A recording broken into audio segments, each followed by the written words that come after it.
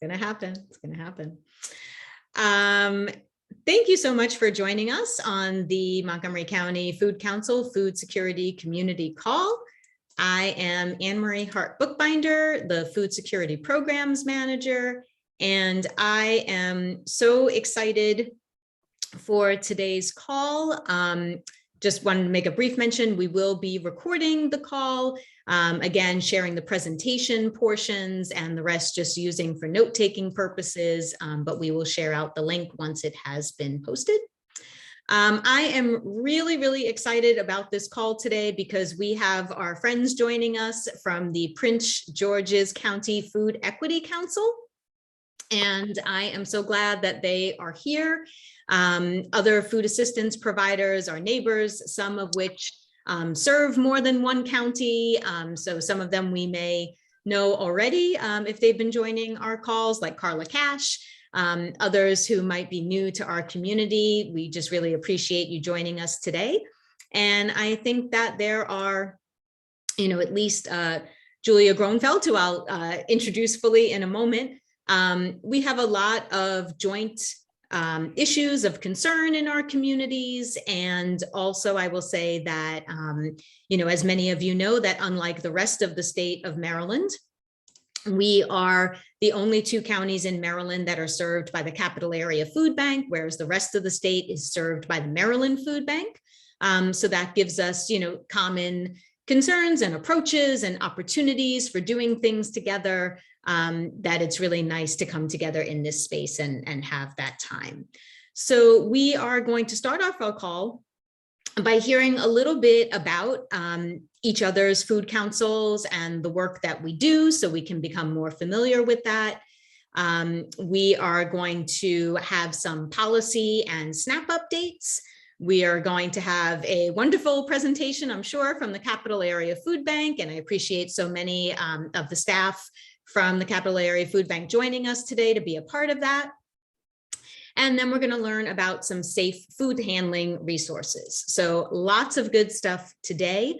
I do just want to introduce her quick before I get started sharing a little bit about the Montgomery County Food Council, and that's Julia Gronfeld. So I'm just going to let you say a quick word, and then I feel like I'm being a better host if I talk about us first and don't put you on the spot first. So we'll switch back, but I wanted to at least let you say hello quick.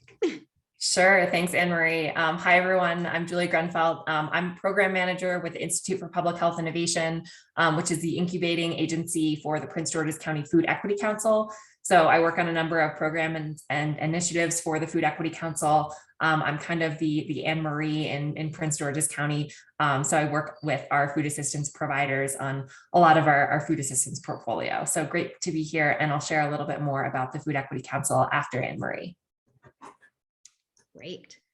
I will just ask while I'm sharing some information if my colleagues who are also co-hosts can watch the wait room and let anybody else in there, and I will stop paying attention to that because I have been doing that too much. Again, so, for hopefully most of our friends in Montgomery County are already very familiar with the Food Council's work. But I realize it's kind of a good refresher time because many of you may just be very used to working with us in the food recovery and access working group space, but maybe not so much in some of the other work we do. So I will try to keep this short, but also, hopefully there's some new or refreshing information for everybody who's joining us. So the Food Council is a nonprofit, and we serve as the primary connection point for businesses, nonprofits, government agencies, and residents around food system issues in our county. And we bring together more than 2,000 local and regional partners in community-wide education, advocacy, and capacity building initiatives. And we do this through our four main working groups. The Food Recovery and Access Working Group is, of course, one of those. And in addition to our food security community calls, many of you are familiar with Allison Schnitzer, our food access programs manager, and she runs our SNAP outreach working group. So that's really kind of a portion of this work as well. We have our environmental impact working group that focuses on composting, climate change mitigation, and food waste reduction, which is something that this group overlaps with. So we do share information and do some joint work with them. We have our food economy working group that focuses on the MoCo Made initiative. So that's supporting local food businesses in our county, and other support for local farms as well. And then last but not least, we have our food education working group. And very exciting because they're going to be taking over the work on the Food is Medicine initiative that initially was a part of this working group years ago, and kind of unfortunately was one of those programs that a lot of work got put on hold during the COVID epidemic. And so we're really excited that that project is going to move into the food education working group and get a lot more momentum there and focus, because it's a great program. And that is also where our gardening subcommittee is housed. And again, a lot of overlap in work between food assistance providers and gardening initiatives. So we keep, in close contact with them as well to see where we have shared concerns. Unfortunately, as we know, the issues surrounding food are typically siloed, or they're considered to be subsets of other sectors, whether it's housing, transportation, health, and they're rarely considered independently as a whole. And that's what makes the Food Council really unique, is that we're bringing together the expertise and insight in each element of the cycle to develop systems-based collaborative strategies to address these issues holistically in the county. I know I'm not saying anything that folks who have joined me in the past don't know, but bears repeating, Montgomery County has a food security plan. And so 5 years ago, that plan was released. It is our county's food security plan, but more than 300 collaborators, including businesses, nonprofits, local and government agencies, food assistance providers, really came together to create this plan to try to direct food security work in the county over a 5-year period. We are now in that 5th year. And, there's a lot that we have accomplished together as a community. There's a lot that, we had some COVID silver linings of projects that, were funded during that time, that we were able to achieve together as a community. So that is a great plan that we have, as a resource for us moving forward. One of our county's greatest assets, obviously, in our fight against hunger is our network of food assistance providers. There were 75 pre-COVID, and approximately half of those were faith communities. And, while everyone was concerned about whether providers would be forced to close their doors during COVID, in our county, we actually saw a 50% increase in the number of organizations that were engaged in food assistance work. So jumping from 75 to over 110 providers. And we do keep on our website a food assistance provider directory map that the community and other food assistance providers can access to see about programs in other areas and services provided. So that's a great resource. And again, one that really served useful during COVID, when so many more individuals, unfortunately, were looking for food assistance at that time. A few quick things on some initiatives that we've been working on the past 2 years that have been a lot of focus of our work. We've done a lot on local and culturally relevant foods. And I do want to highlight our Farm to Food Bank program as one of them, where Manna Food Center was taking the lead on purchasing more nutritious and culturally diverse produce from local Montgomery County farms. And to date, over 112,000 pounds of fresh, locally produced food has been purchased or donated to over 30 food assistance providers in the county. We do have our gardening subcommittee, and that helped along our community gardening grant. There was more than $200,000 awarded to 12 county organizations to increase resident access to yard, patio, and community gardening supply, space, and education. And a number of these went to food assistance providers who use those funds to grow culturally relevant crops for their clients. And then lastly, and I know this is a big shared issue in Prince George's County as well, is food rescue and recovery. And we work with the county to support food rescue and recovery efforts. The county supports Community Food Rescue, a food recovery program through Manna Food Center, which utilizes the Chow Match app to connect surplus food to those organizations that can distribute it. We also support efforts to connect with residents with food assistance benefits programs and to expand benefit utilization at local grocery stores and farmers markets. As I mentioned, Allison leads our SNAP outreach program. We are a community-based organization. That is a new project that the Food Council has taken on this year.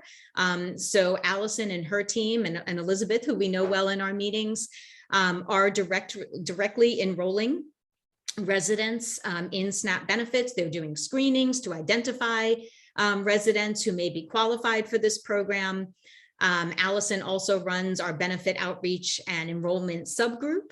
And what's amazing about that is they are able to coordinate with other groups enrolling residents in SNAP, share concerns, and elevate those concerns to the state when problems arise with SNAP enrollment systems.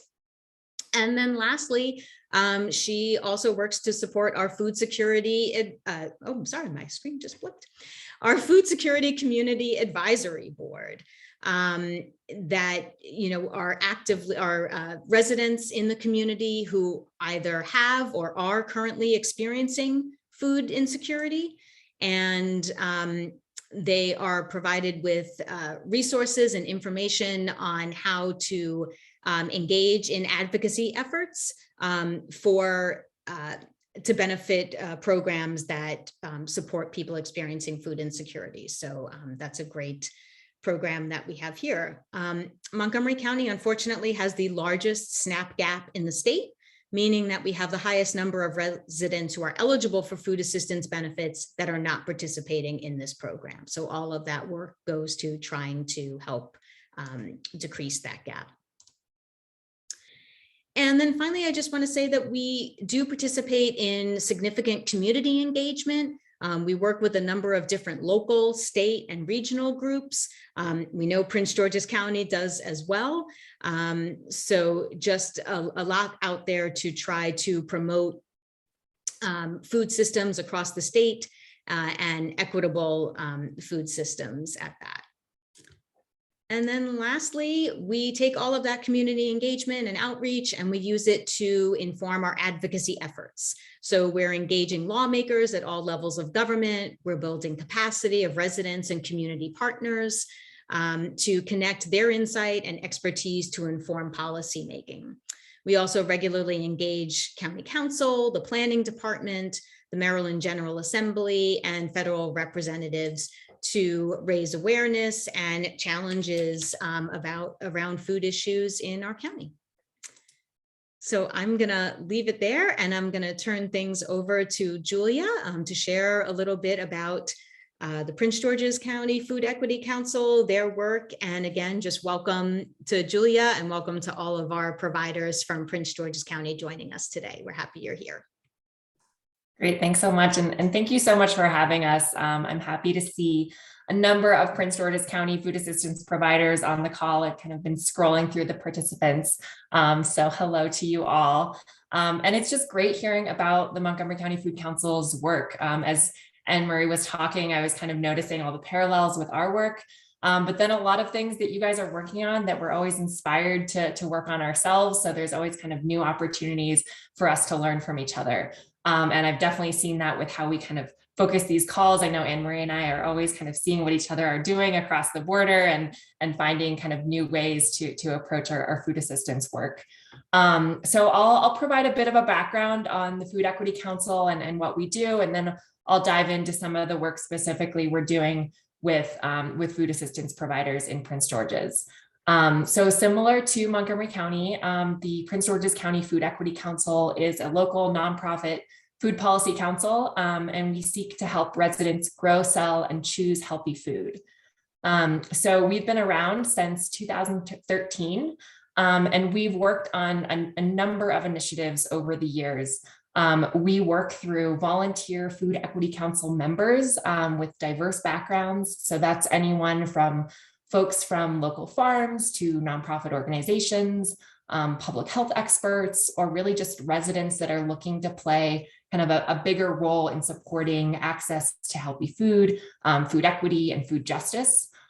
So, we work together to create changes to the local food system by promoting health, economic opportunities, food security, and well-being, especially among communities that have been negatively impacted by the current food system.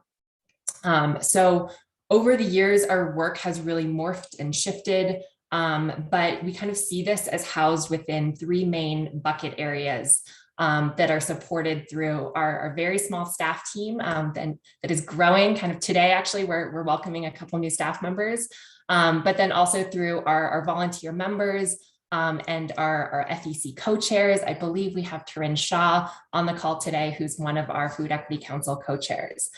So it's really this kind of collaborative work to focus on our initiatives. So one of our initiatives is to help residents grow food and preserve farmland, which means that we're working towards ensuring that farmers and gardeners are able to easily grow food in the county for both personal use or for business purposes, and then also that farm land is valued and preserved. So we have an urban agriculture and land use planning work group that has been working on this through a number of ways. We've done a lot of work on zoning in the county. Prior to the FEC's involvement, there was only I believe one urban farm allowed in the county. Through our work, we helped rezone about 73% of the county to allow for urban farms. We're working with some groups in the county to launch an urban agriculture incubator program. And then we're also doing some work to kind of set some guidelines for the county's new zoning ordinance. We're also working on initiatives to strengthen the local food economy.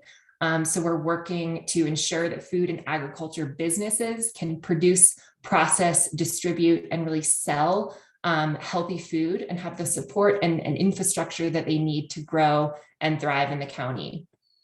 So we're doing this through a number of initiatives. We have some close partnerships with Prince George's County Health Department. So we worked with them on a healthy food priority areas map that really looks at areas of the county that have limited access to healthy food. So that's kind of limited, healthy grocery stores, but then also an overabundance of unhealthy food options. We're also working with the county on a healthy corner store initiative. So that group is developing a toolkit for county corner stores that want to offer healthier options to kind of figure out ways to do that. We also have a farmers market working group that has worked to kind of figure out kind of the hurdles and humps along the way to starting and kind of continuing to operate a farmers market in the county. So they've done a lot of work on easing permitting and restrictions there. And then kind of the third bucket area is equitable access to healthy food. So this means, ensuring that residents access healthy and affordable and culturally relevant food that is locally produced, and that marketing and education efforts really empower residents to actually choose these foods. So similarly, we have a few different working groups and committees trying to address these issues. We have a working group that has launched a pilot food as medicine program. Great to hear that Montgomery County also has an initiative working on this. So that's called Prince George's Fresh. And we're working with a number of clinics in Prince George's County to help them offer their patients kind of produce vouchers to purchase fresh and frozen fruits and vegetables. We have a working group working on a campaign to improve the food environment in county jails. And then we also have a big portfolio that's working on our food assistance work and supporting food assistance providers. So, as you all know, when COVID hit, we all were kind of struggling and grappling to figure out kind of what to do and how to support residents. Food insecurity skyrocketed in Prince George's County. I know it did all over the place, but Prince George's County was particularly hard hit. And so the Food Equity Council kind of stepped in and started working with the Department of Social Services to provide some more support and coordination to give our food assistance providers kind of the tools and the resources to continue operating and really keep their doors open. This was a new area of our work. We previously had mostly just been a policy and advocacy organization, so we kind of pivoted to work on this food assistance portfolio. So similarly to kind of how you guys structure this call, we host monthly food assistance provider calls to share resources and best practices. We also launched a food assistance database, which is hosted on our website. So any residents who are looking for free food can look at our website and kind of find areas of the county that are offering those at different food assistance provider sites or food pantries. We also started just kind of working with food assistance providers a bit more closely and hearing about their needs and challenges. So one of the things that continues to be brought up and what we were hearing was that cold storage infrastructure was a big challenge. So we were able to leverage funding actually to purchase 3 new cold storage trailers and locate those at food assistance provider sites. Those trailers are then shared by a network of community pantries that kind of use those to store and distribute food. And then, as Anne Marie also mentioned, we are working on a food recovery program. So we launched Prince George's County Food Rescue, which seeks to kind of rescue surplus food from local businesses and then deliver that to food pantries and food assistance provider sites. We didn't previously have a program operating prior to COVID, but we saw how neighboring jurisdictions were really able to kind of leverage those existing programs to help distribute more food, especially in times of need. So we are actively kind of working on ramping up that program and bringing in more donors and volunteers and food assistance providers in particular into that program. So, hopefully that kind of gives you a high level overview of some of the food assistance work that we've been doing. Lastly, I'll just say that kind of another thing that was brought forward during COVID was, the county in general really saw the need to address food insecurity in a new way. And so one thing that we were able to do was we worked with the county council on their food security task force. So that task force was launched, I believe, in July 2020. And then this past January, actually, we released a report of 11 recommendations to improve food security in the county. So those included 4 foundational recommendations and then 7 general recommendations that were kind of a blueprint kind of to address food insecurity and some of the challenges that the county is facing. So we are super excited now to see that the county has actually established a new Office of Food Security, which was one of the foundational recommendations. And that food security office is really tasked with kind of implementing some of these recommendations. So we're continuing to work with the county and work with the new program manager for that position within the Office of Food Security to really move forward with some of the recommendations. So hopefully that gives you just kind of a taste of all of the things that we're working on. It's a lot of different kind of program and priority areas, but I'll just lastly say that, our work is really collaborative with our volunteer members, and we're always looking for new folks to participate.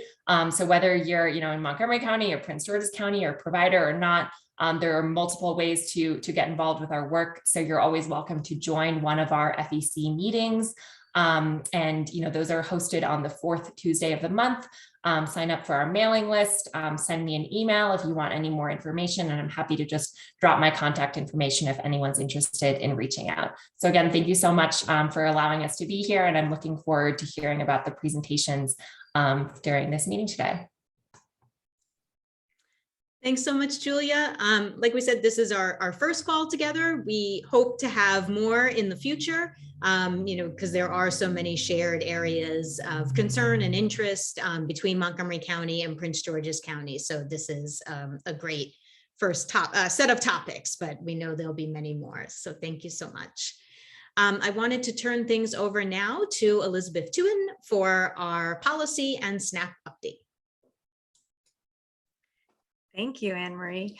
Yeah, I have a few items. Unfortunately, JD from Maryland Hunger Solutions couldn't be with us today, so I'm filling in for him with maybe just a slight portion of the huge amount of knowledge he has about all of this, but I'll do my best.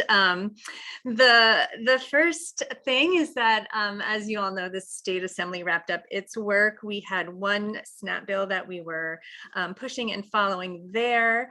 The state of Maryland provides a supplement to the federal SNAP benefits of $30 a month for individuals over 62. We worked to get that age limit down to 60 and to increase the amount to $40 a month. Unfortunately, the age limit part got struck, but both houses passed the $10 increase to that supplement, and we are awaiting the governor's signature there. And then the other sort of policy issues in the SNAP world are still revolving around the waivers that were in place during COVID. Those are coming to an end at some point. Especially important is the emergency allotment, which provided the maximum allowable amount for individuals. And as of right now, that emergency allotment is still in place through June, but we are constantly waiting to see when that waiver will cease. The state is starting to get individuals prepared for that by sending out letters, sort of breaking down for folks how much their benefit is and how much that emergency allotment amount was.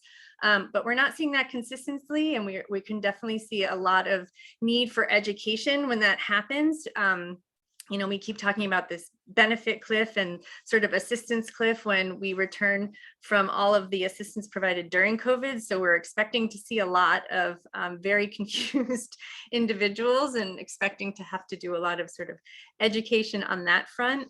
And the other waiver issue that is floating out there that is complicated but interesting is the overpayment waiver. So during COVID, states were allowed to have flexibility with how they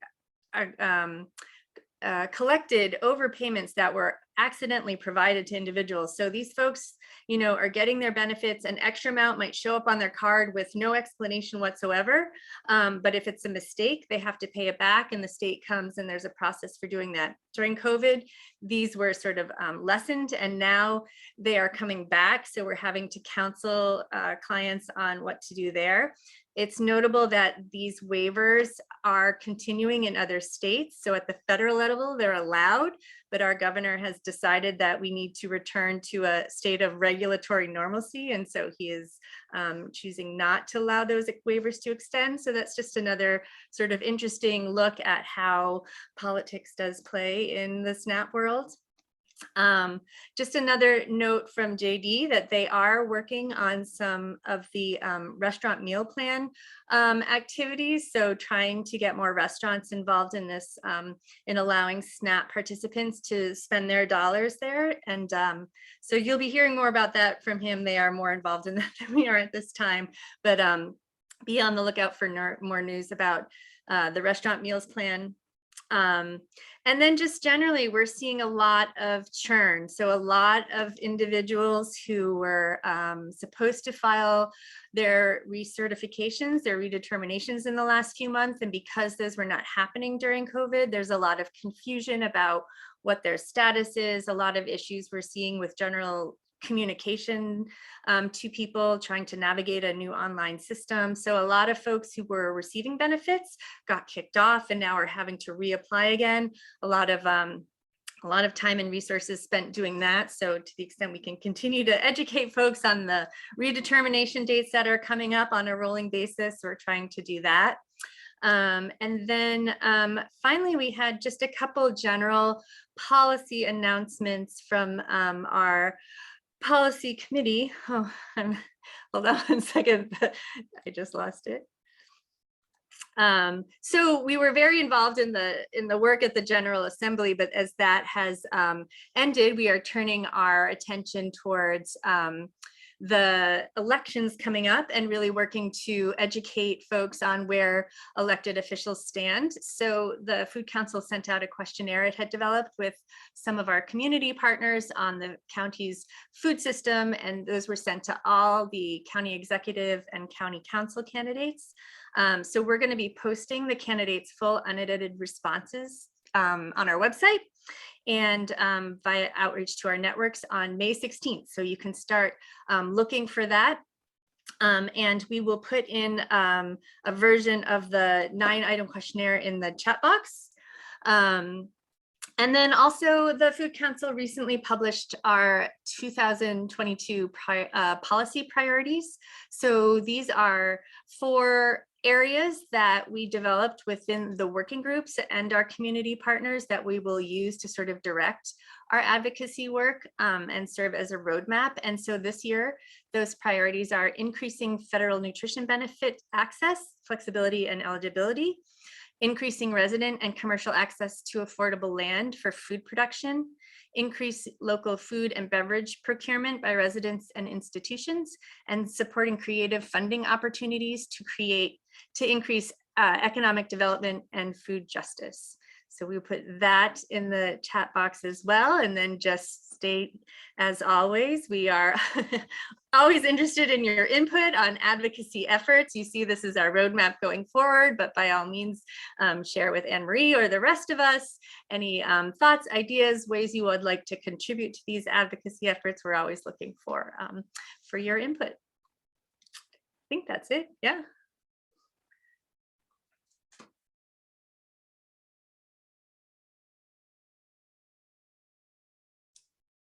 Thank you so much, Elizabeth. That was great as always. I am going to share those links throughout the meeting that Elizabeth referenced, so you will have those. But that being said, I would like to turn things over now to the Capital Area Food Bank for their presentation. I know there are a lot of speakers joining us from there, but I believe that our own Food Recovery and Access Working Group Council member, Gabby Massey, is going to be leading that. So I will let her take things over and she can introduce her colleagues when it is as part of her presentation. Thanks so much, Gabby. Thanks, Anne-Marie. Can everyone hear me? Yes, good. I think I should be sharing my screen now. Yeah, good. Okay, well, it's nice to be here presenting today, and it's also very nice to see some very familiar faces, some of our partners joining us. And as Anne-Marie mentioned, yes, I will be presenting here along with a few of my colleagues that you'll get to hear from them, and about all the work that we do at the Capital Area Food Bank and the Maryland region.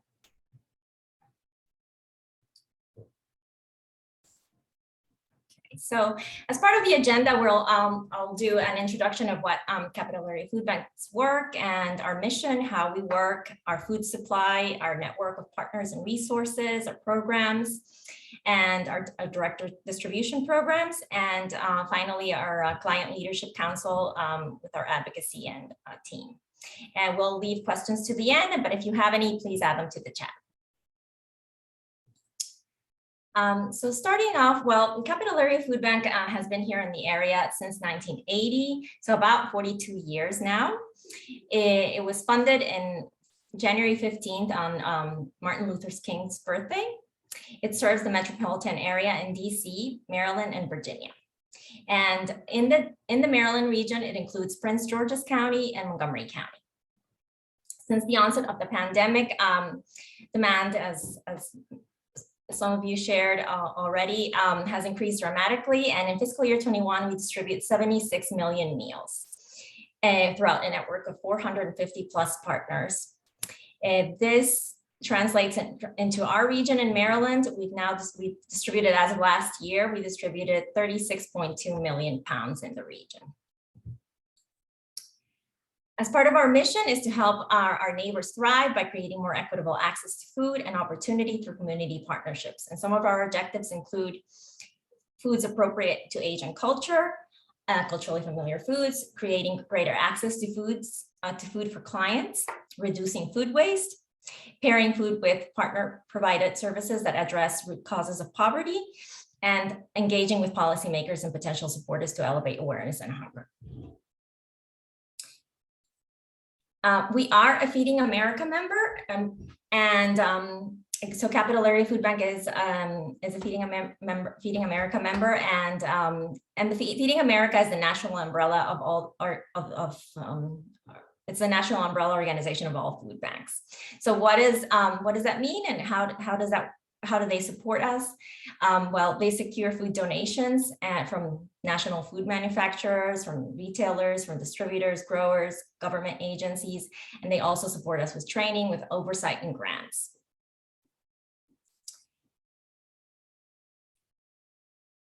Now, to talk a little bit about our storage and food supply and how that works. We have 4 different facilities in the area. One in DC and one in Northern Virginia, which also supports office space, distribution, and storage. And we have one in Lorton and one in Hyattsville in Maryland, but those are only for storage purposes. So this you'll be able to see more or less where we are.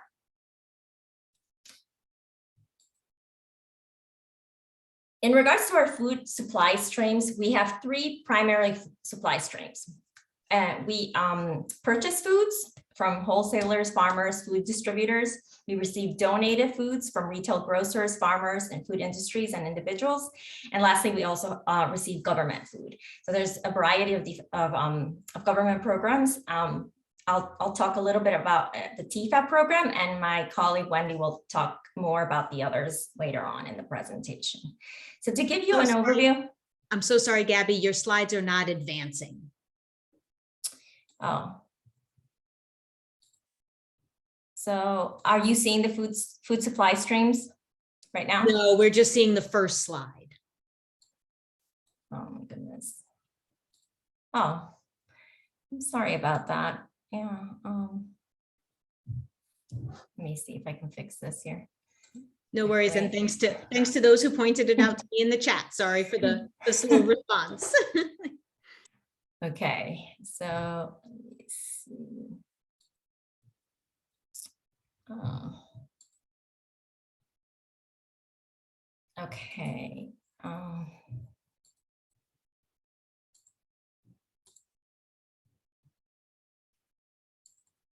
It's weird.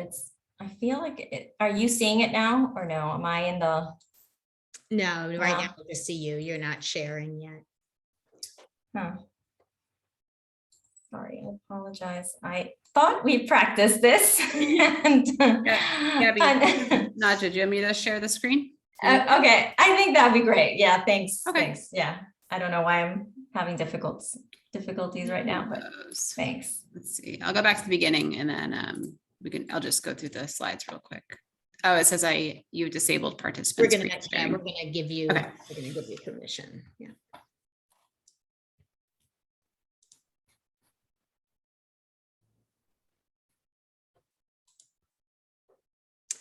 Elizabeth, I'm having a problem giving Naja permission.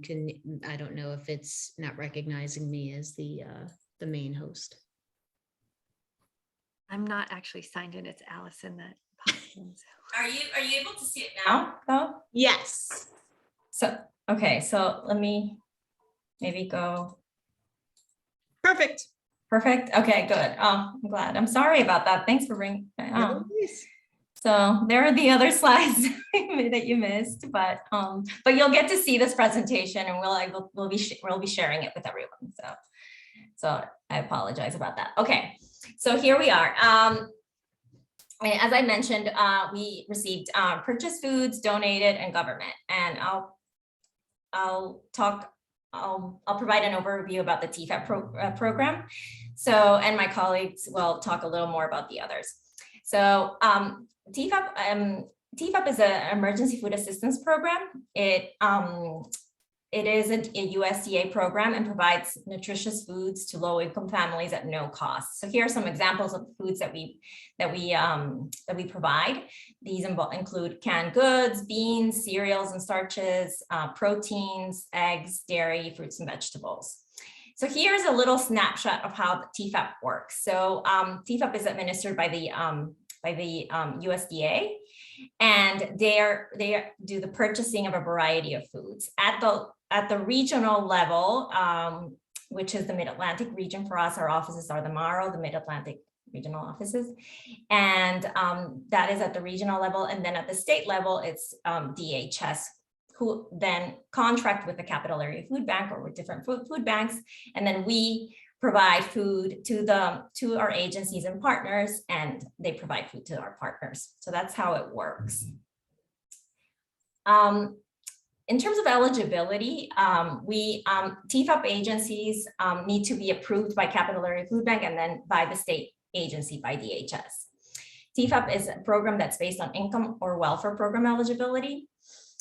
So the agencies and partners are required to ensure and to record client eligibility in order to distribute TFAP foods. And these are self-disclosure forms that need to be filled out by every household that receives foods. Agencies are also required to submit monthly reporting and distribution reports to Capital Area Food Bank.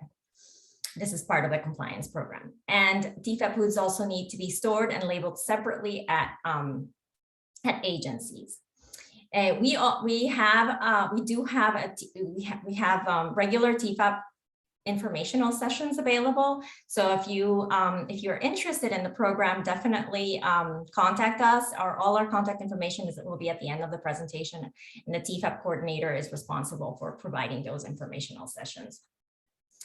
As of now, we have 63 TFAP partners in PG and 30 in Montgomery County.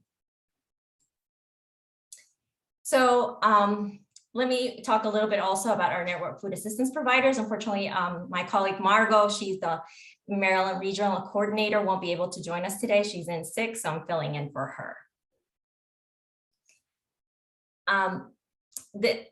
We have a network of food assistance partners who we also call shopping partners, which are nonprofit organizations. So we provide food to them, and they provide food to the clients. Some examples of our partner network are mentioned here. We work with small, medium, large partners. Some in Maryland include Mana Builders, Nourish Now, St. Stephen's, Montgomery County Muslim Foundation, etc. We have 153 food assistance partners in PG and 55 partners in Montgomery County. So why partner with the Capital Area Food Bank? We are a network of 450 plus partners, so there's a lot of best practices and information that we provide. We provide access to nutrition food at minimal cost and the ability to deliver or pick up. We provide grant opportunities for food, for capacity building, and partner for wellness. Some of our programs include nutrition education, training, building a healthy pantry. We have toolkits, recipe cards, webinars. We have a recipe library, and there's a web link right there, and a wonderful urban demonstration garden that if anybody wants to visit, it's more than welcome. We also have our service insights data collection, where we're trying to learn more about our neighbors and improving our service, and we provide this at no cost to partners.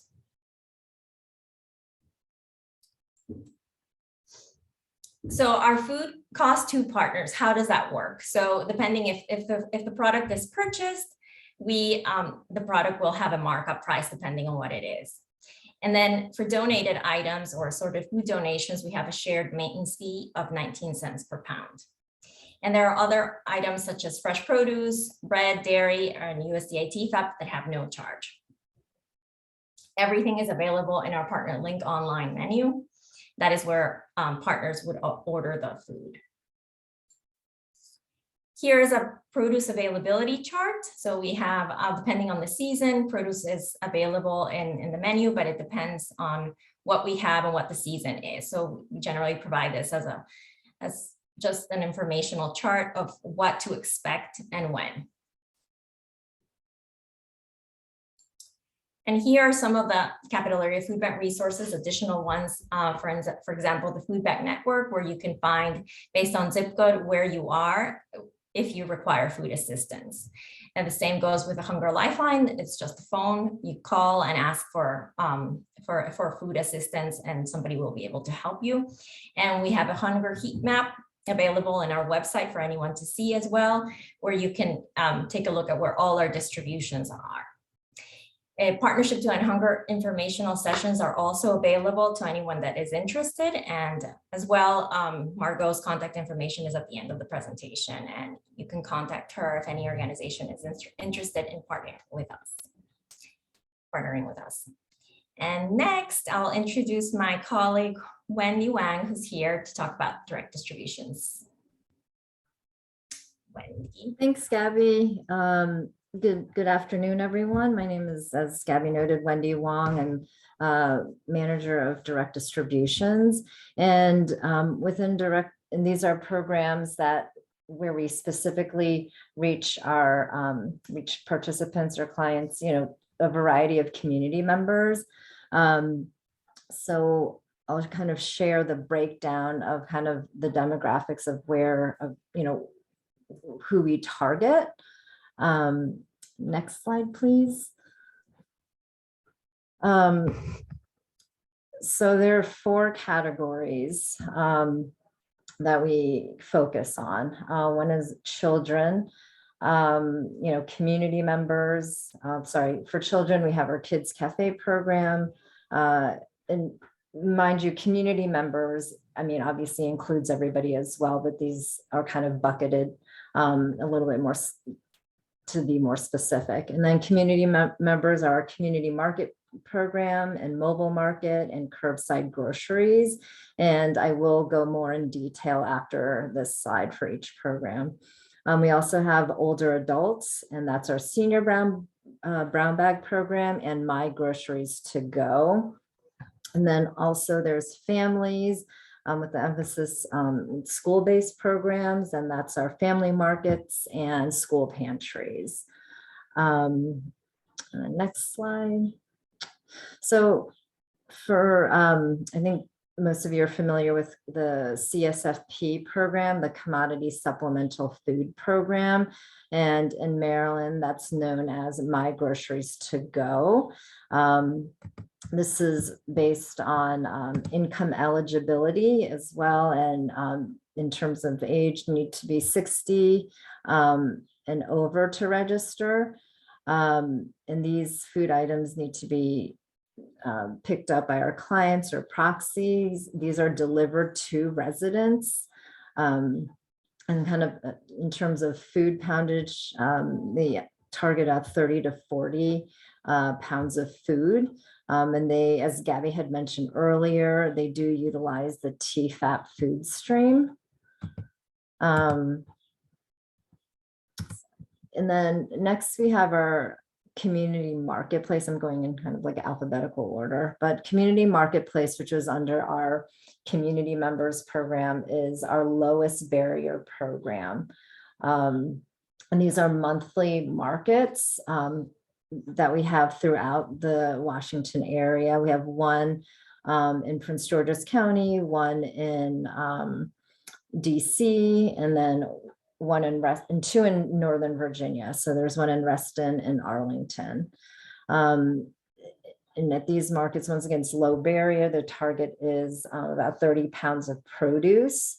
And I would say it's kind of like a farmer's market style traditionally. Obviously, during the pandemic, we've had to pivot to whether it's boxed produce or a drive-through method, but hopefully we can kind of you know, transition back to this style.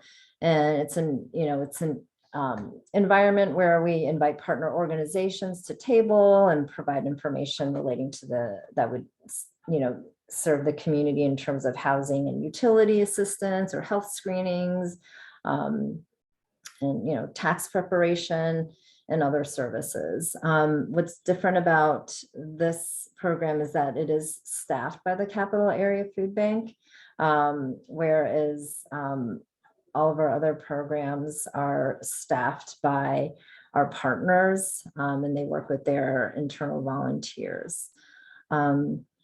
We also will transition into mobile markets. That's our also those community marketplace and mobile markets are our lowest barrier programs. And this is also focusing on providing fresh produce, 30 pounds on average, And these sites can include churches, residential complexes, community centers. So it's in terms of site, it varies greatly. And as noted earlier, these mobile markets are hosted by non-partner organizations able to provide space in high need areas and volunteer support.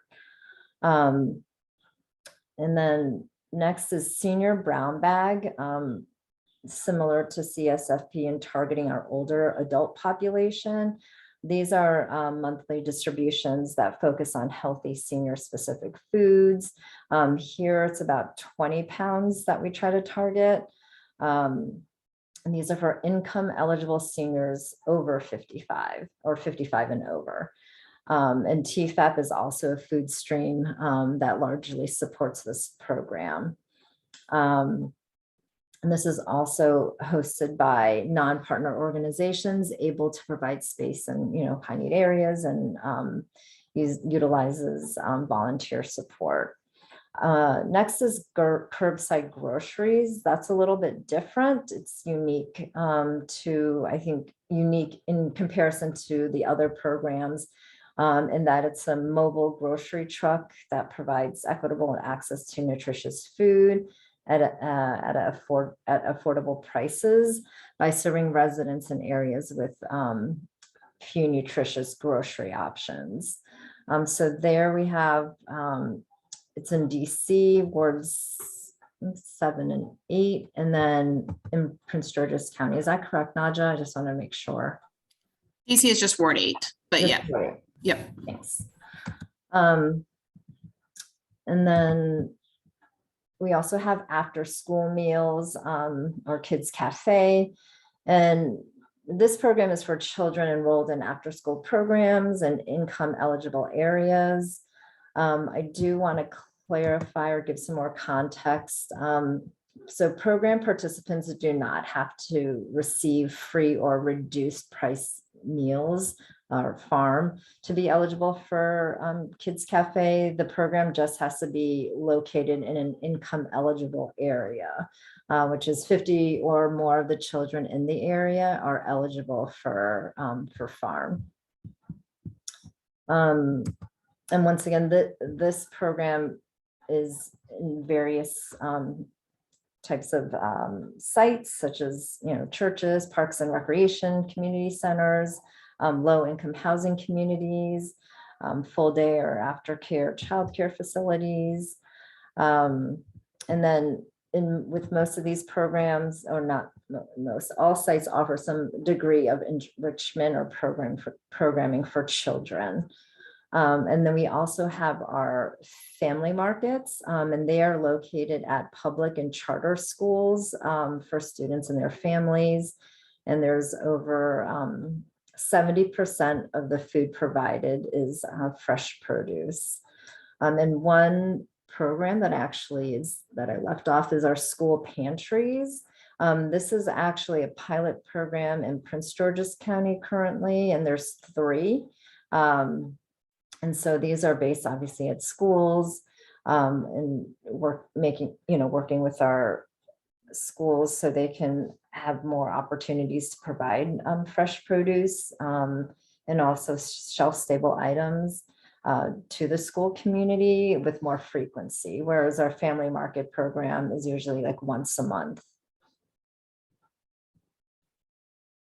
That's it for me, Gabby. Thanks, Wendy. That's great. Okay, so go ahead, hold on. So let me introduce Adam LaRose. He'll be speaking about advocacy and public policy, and particularly about the Client Leadership Council initiative. Here you go, Awesome. Adam. Cool. Thank you, Gabby, and thank you for having me, everyone. My name is Adam LaRose. I'm the Director of Advocacy and Policy at the Capital Area Food Bank. Have the privilege to work alongside Gabby, Naja, and Wendy, and also have had the privilege to work with some of you as well. I'm going to tell you a little bit about the Client Leadership Council. If you go to the next slide, Gabby, please.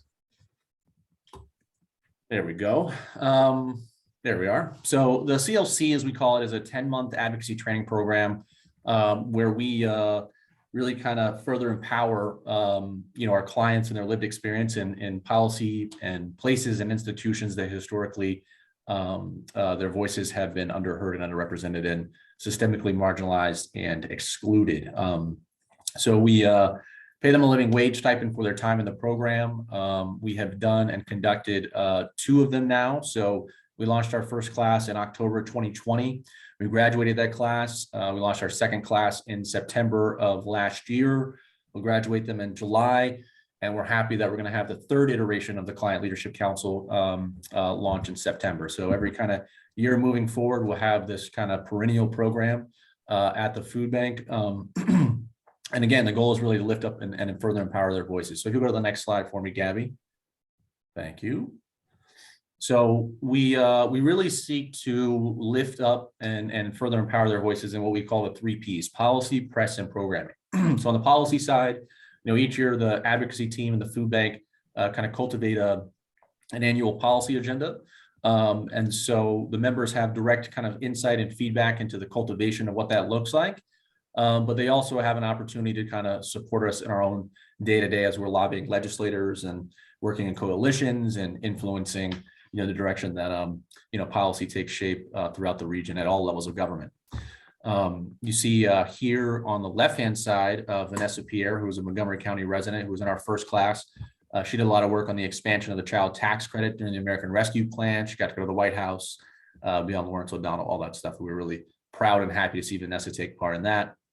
On the press side, the whole model is really based on their story of self, lifting up that lived narrative and empowering that to influence the hearts and minds of folks making decisions about, whatever it may be in terms of resources. And based on our kind of intimate understanding of their stories, we work with our media team to proactively get their their voices heard throughout the region. Kim Harris right here alongside Congressman Jim McGovern speaking on behalf of the congressman and folks experiencing food insecurity, pushing the White House to host a conference in hunger that as we know was announced last week. And then on the programming side, so we always in every class take steps based on our annual operating plan and where we're thinking about pivoting, where we need a little bit more insight to hear what they have to say, and it informs our curriculum and our operations and how we serve the region in a very thoughtful and deliberate manner. So so if you go to the next slide, Gabby. Yeah, so the CLC is just kind of an advocacy model, and we've had a real privilege to kind of share the template, our workbook, our training program, kind of our methods and approach with folks about the region, but also at a national level at the Anti-Hunger Policy Conference, where we presented the FRAC and Feeding America joint effort in early spring. And so I will send a link in the chat right now. Let's see if I can do this. And we want you to take the things that we have learned in the 3 classes now that we'll have over the course of the program. Download our workbook. We have a how-to model and guide to replicate and build on kind of the means and methods that we formulated at the food bank. And we're happy to touch base as we all kind of take steps to lift out client voice and have that play a more role in how we all serve and how the elected officials in our region serve our clients and the organizations that we work for. So that's it for me. Thank you for having me. Thank you, Adam. And yes, so this is we'll have this is our contact information for. You'll have a copy of the presentation, but you'll see all of our contacts in the region and the contacts also of who has presented today, in addition to others that we thought could be useful. So make sure if you have any questions to please contact us. And I'm opening it up to questions now as well. If anybody would like to.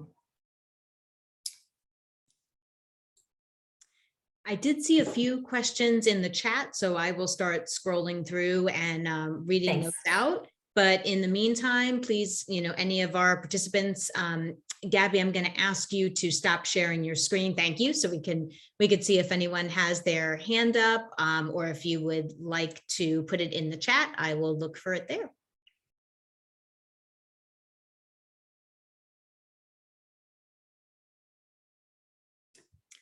So I do see from Lindsay Smith, wanted to know if the CACFP supported after-school meals and kids cafe programming. Yes, and I just, I was responding that, yes, we do participate in CFP for Kids Cafe. Great. And I see David Noto had asked what the 3 schools were, and I think, okay, that was already answered. Great, so that was for Prince George's County. And I see Annabelle has her hand up, so. Thank you. Yeah, I'm Anna from Linda Benn Foundation.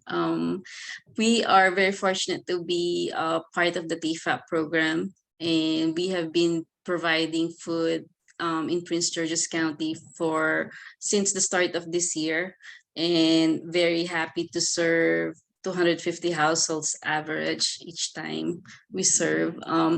I have been noticing some issue with the ordering system lately. I don't know if this is just a glitch, but what I've been noticing for the past few months, last month and this month, is the list of orders are not a lot. So my inventory isn't well planned. I will end up not having enough food to provide for my my families. So I just don't know if there's something wrong with the system, or it is just isolated to certain providers like me. Thank you. Hi. Yes, no, thanks for that. Is this, I'll be happy to connect with you, to see what's going on, maybe with customer service, see if something in the system is going on, and we'll be happy to address that with you. So yeah, please send me an email or just follow up with me, and I'll be happy to assist with that. Thank you.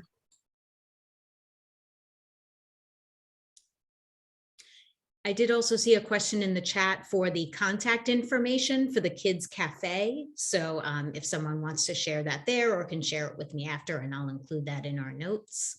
Yeah, I just responded. This is Oh, Wendy. great. You're a step ahead of me now.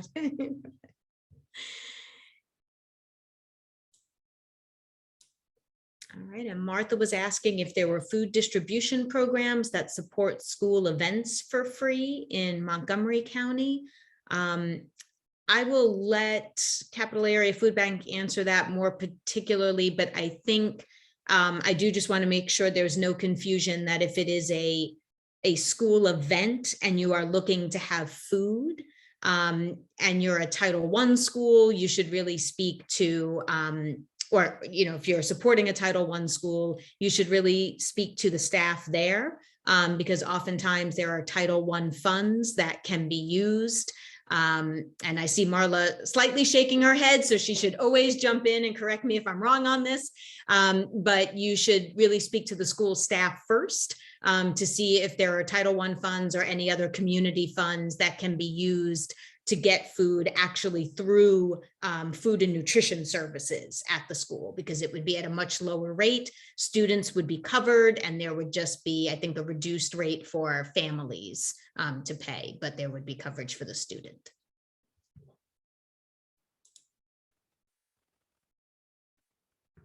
All right, and same with contact information for who does TFAP. I'm looking, I don't see any other hands up at the moment. I just want to check my participants and make sure that is correct, because I know we covered a lot of useful information here. Okay. So that being said, if we don't have any other questions, I do just want to thank the staff from the Capital Area Food Bank joining us today. Gabby, Adam, Naja, Wendy for that great presentation. We really appreciate it. I do encourage food assistance providers who are not already affiliated, partnering with the Capital Area Food Bank to consider such a partnership. And, hopefully you will reach out if you have any questions, about the services that they can provide to your organization. I know many of our food assistance providers are concerned about what's going to be happening over the next couple of months as local, state, federal funding decreases for various programs. I know many of you are looking for sources for fresh produce, and this is an opportunity to connect with that along with the TFAP program to get some really good, high quality nutritional foods for clients. So do recommend that you reach out if you have not already. And I believe if Gabby didn't say it here, if I missed it in the presentation, I did confirm with her prior that they can still take on new partners. So this is a good time to connect if you have not done so already.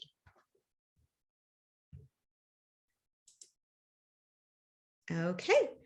I am going to turn things over now to Cheryl Collin of Community Food Rescue to talk about some available food safety resources that we have for all of our communities here. Great, thanks so much, Anne Marie. And could you give me access so I can share my screen? Yeah, thanks so much. I'm so happy to be here today to talk about resources that we have made available through the Community Food Rescue. For those of you who are not familiar with our program, Community Food Rescue is a program of Manna Food Center. We're now 8 years old, and we have an amazing network of food assistance providers, food businesses who donate food.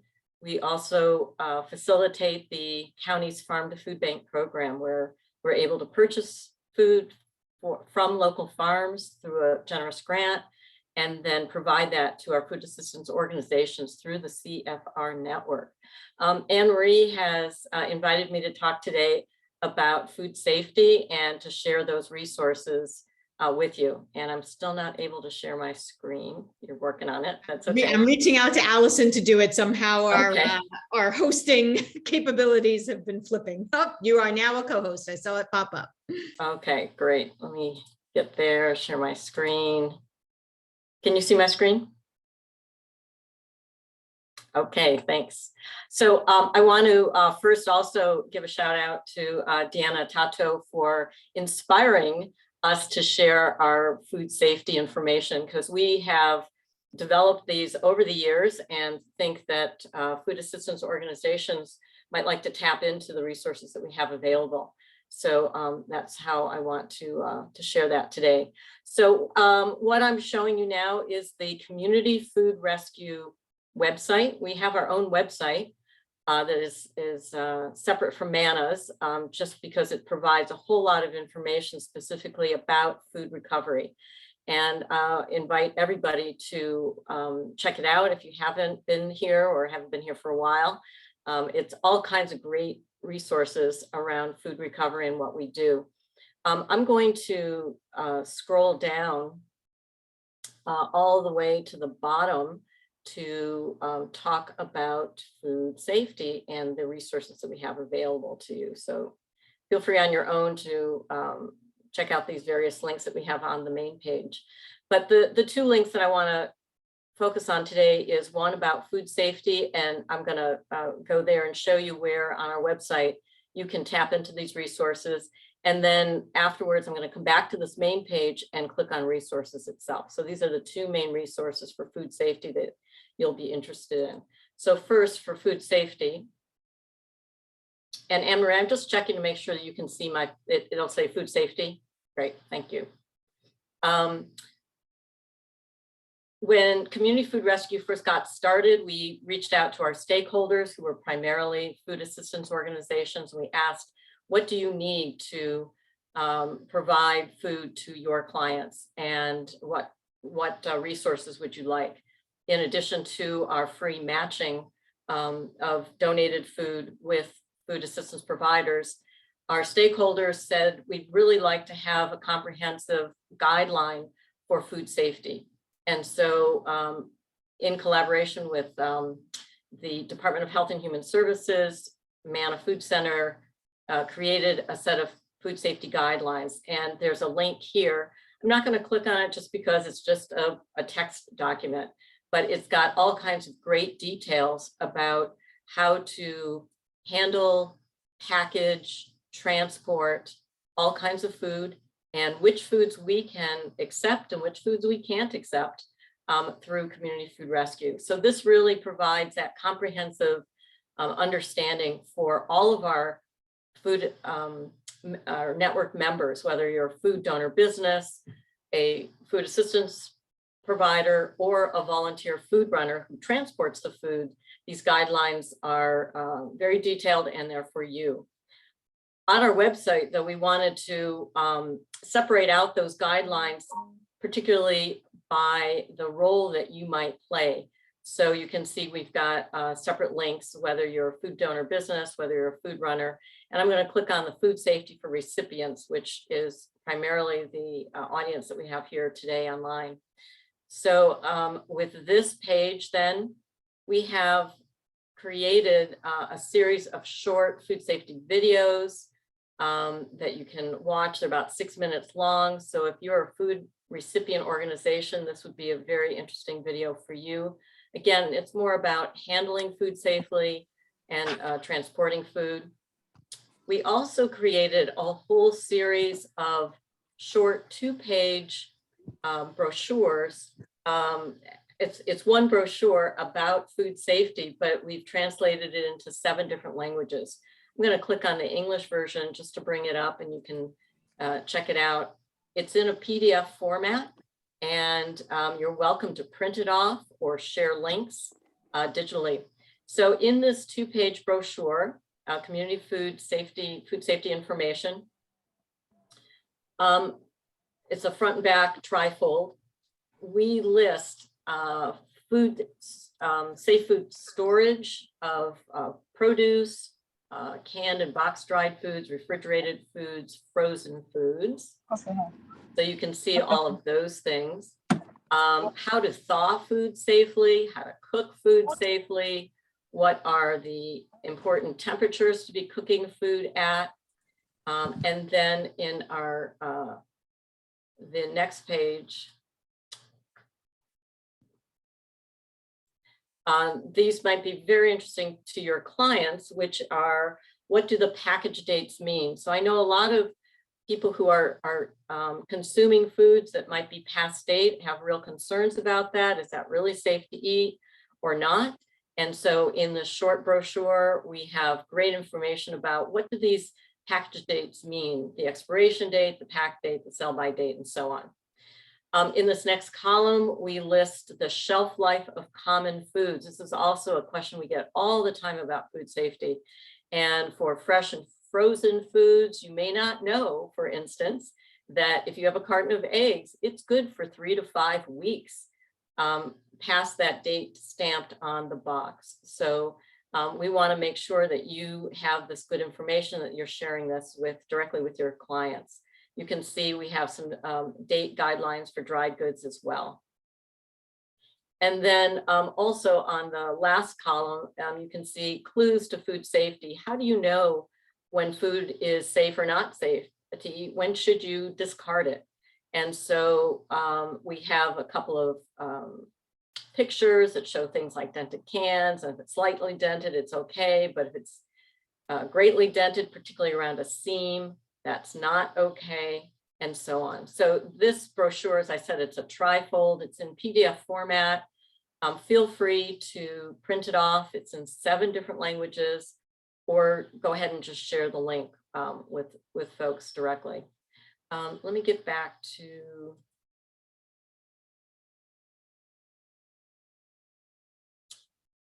I want to get back to my website, which I'm not sure how to do. Let me stop sharing for a moment.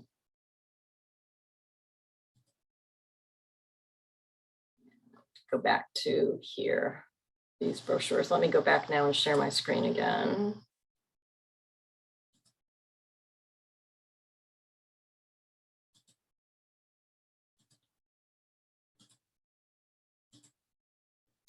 Okay, so moving down then from those brochures, we have some drop-down menus that you can check on. These are kind of the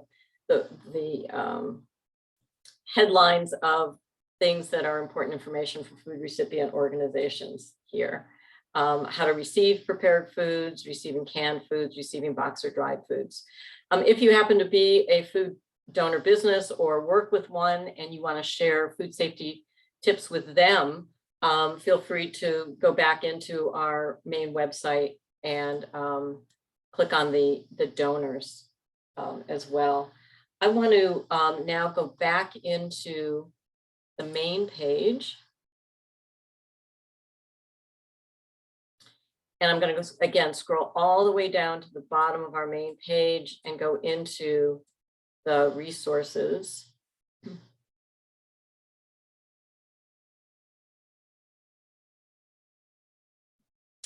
So here we have the listing of those brochures that I just mentioned too. But here we also have some longer videos, and these were webinars that we created when we've given food safety webinars. So myself and Jenna Umbriak of MANA, we have one with Marla Kaplan that she and I did most recently about fresh produce and food safety there. And you can see these different videos here. You're welcome again to view them, to share them, and so on. These two webinars in particular are specifically about food safety, and they're about an hour long. And they take you through a slide presentation that we've done and have trained many of our volunteers and food recipient organizations on food safety over the years. And with that, Aunt Marie, I know that you said you were wanting to share resources of food safety from other organizations, but wanted to turn that back over to you if you want to talk a little bit about that. And also, if people have any questions for me and these resources, I'm happy to answer any questions. Thank you so much, Cheryl. And yes, you and I are on the same wavelength. I had already shared in the chat the link to all of the virtual trainings that are on the Montgomery County Food Council's website, including that Fresh Produce 101 that featured you and Marla. So those are available for the public to access. I know that Gabby had materials at the Capital Area Food Bank, and she's going to share with me links to those that we can include in our resources and notes so folks can access them there. And then lastly, on one of the recent Prince George's County calls, they did have Shauna Henley from the University of Maryland Extension, who does extensive research in food safety, came and gave a presentation. And so we have links to those resources that she shared and a recording of her presentation as well. So lots of resources out there for this community to take advantage of, really on all different levels. Ken, was your question answered by what Cheryl showed on the screen? I think she did. Okay, great. So you're squared away. Awesome. And I should say that, you know, that is an issue that comes up a lot, which Cheryl mentioned about expiration dates or best by dates on food products. And just know that, you know, I know that MANA Food Center, Jenna Umbriak in particular, has done a lot to try to educate legislators on, you know, what's the best way to phrase it? The lack of scientific accuracy in those labels. And so we know there's just a lot of education that has to go on around that. For those of you who don't know, many of those labels put on there are simply placed on there by the manufacturer as a kind of best quality date, not a safety precaution.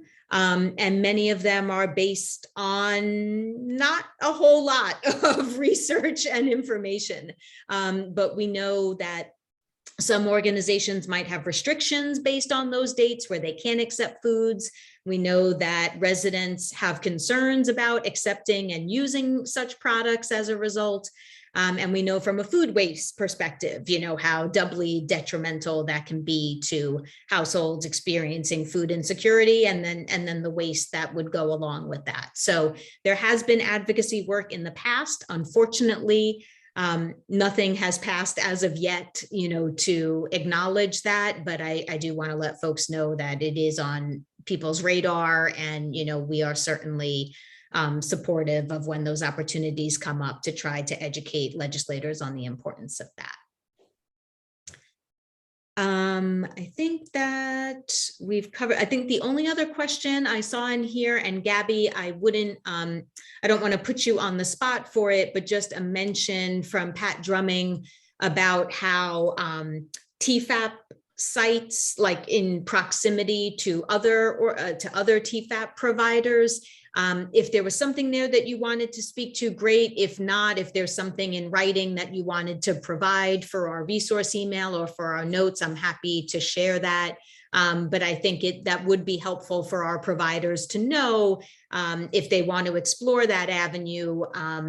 I don't know if there's any kind of confidentiality concerns, if you can share with us maybe the listing of which of your providers are doing TFAP, and then, you know, our other providers can look at that and know, you know, if they might be in close proximity, and so it might be a challenge for them to participate, but I'll leave you to respond there. Right. So I'll take a look about the close proximity. As I'm aware right now, it's been more based on need and also the schedules. I mean, it will depend. So if somebody is maybe is close by but are distributing at a different time and day, that will also affect. So I will take a look at that 10-mile radius that that Pat mentioned, but I'll get back to you on a response for that. But I'm not sure. I'm not aware of that yet as of now. Okay, great. And Cheryl, there's a question in the chat about using the Chow Match app in Prince George's County. I'm just going to ask if you can respond to that, just in the interest of time, because we have a few other things to quickly wrap up before we hit 2:30.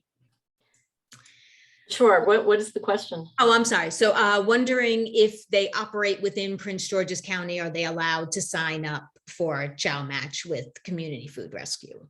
Yeah, right now our license is just in Montgomery County, but in talking with Julia, there might be an opportunity through her program.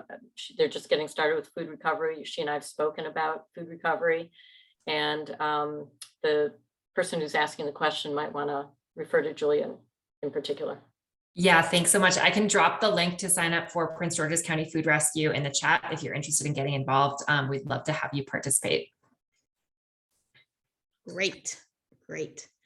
A few quick announcements. And again, if there are any other questions that come into the chat, we're happy to address those. But I'll just share a few announcements moving forward. I did want to highlight, because I know there have been some concerns in the past with Google Calendar invites for these calls, that not everyone, if a change in date has gone through, not everyone has received them. So I do want to start stressing that there was an error in our calendar invite for the June food security community call. That will be the way it should have been scheduled: Monday, June 13th, the second Monday of June, not Tuesday, June 14th. So hopefully we will see you on Monday, June 13th, if you were planning on coming, and not that you will be frustratingly trying to get in on Tuesday, June 14th when we're not here. So please mark that, and we will keep sharing that out. I did also want to share, I got an email yesterday alerting us to a MAFRAC local food grant, that the application period for the May round of that program is now open. I'm going to put it in the chat, the link to apply. The applications are due by Tuesday, May 31st. And I did want to confirm that this round is in fact open to Montgomery County food assistance providers. We know the last MAFRAC grant that had gone out was specifically not including Montgomery County. So I just wanted to make sure that you knew that we checked that. So apply away if it applies to you. And then lastly, I don't think anyone from Shepherd's Table is on the call today, but I did just want to highlight some nice community attention coming their way on tonight, actually. They are going to be the focus of a virtual forum. Christina Moore and Sybil Brown are going to be discussing their organization's meal service program in a special virtual forum from 6 to 7 p.m. tonight. And that is being presented by Silver Spring Town Center. And I will put a link to that in the chat. If you are interested in learning more about their program, feel free to join them. And that being said, we have, yes, I'm going to share that map. I think I just shared the map. Oh, no, I didn't share the link. Sorry, the link didn't come through. It will be in the notes. Unfortunately, with the Zoom chat, not everything goes according to plan with my cut and paste. So I will get that out as soon as possible. We still have 4 minutes. That is highly unusual that we have some extra time. So I know usually we try to use it to either introduce ourselves for folks who are new to the call. I know we have a lot of folks new today, so we probably wouldn't, we'd probably exceed 4 minutes on that. But I invite you to raise your hand and share if there's just kind of any good news or updated information about your services and provisions that you'd like to share. And Julia, I see yours, so please take it away. Yeah, if we do have a couple of minutes, I would just love to hear from folks, maybe just chiming in the chat, like if we did host more collaborative calls with Prince George's County and Montgomery County in the future, what topics would you be interested in hearing about? How did this go? Just kind of any thoughts or feedback on this. And chime in, I guess, or use the chat, because I know we only have a few minutes. That's it.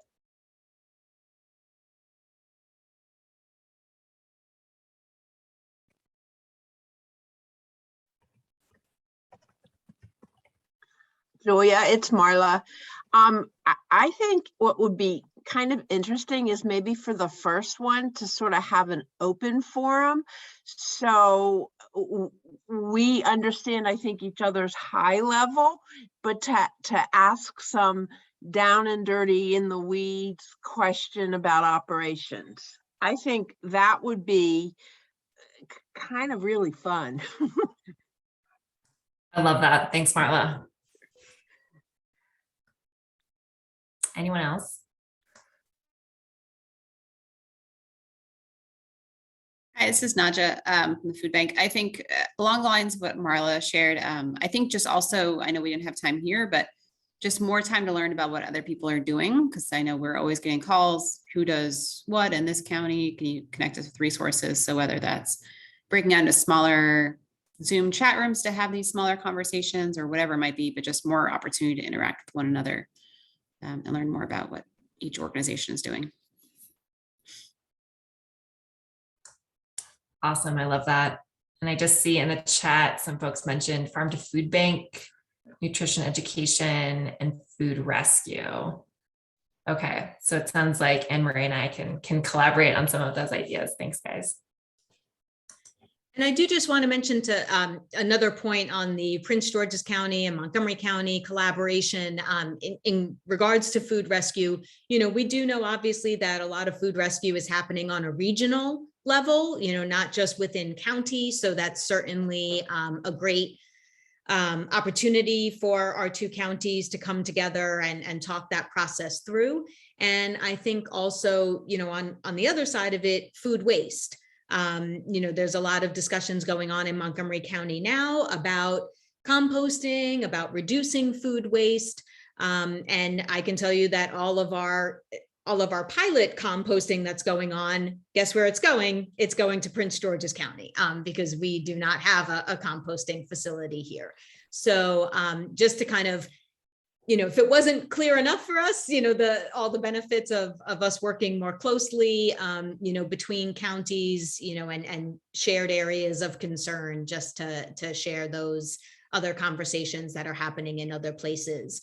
If you're interested in particular on food waste, that is something that we meet together in our environmental impact working group. to discuss. And they have just started a round of meetings of a smaller scale for folks who are interested in particular on food waste reduction. And myself and Deanna Tato from the county participate in those meetings to kind of share some perspectives from food assistance providers. And I will say in the future, we would like to schedule a listening session for food assistance providers to hear your thoughts and concerns about food waste, whether it be from, items that are coming in from food recovery or just waste in general, for items that you're having problems moving. But we'd love to set up a time in the somewhat near future to have some folks join us and share, their experiences and what our working group can learn from that. It is 2:31. I need to stop talking. Thank you so much for joining us today. Thank you again to the Prince George's County Food Equity Council, to Capital Area Food Bank, to Cheryl from Community Food Rescue. We really appreciate your time and support. And we will see you on June 13th. Have a great day. Great day, everyone.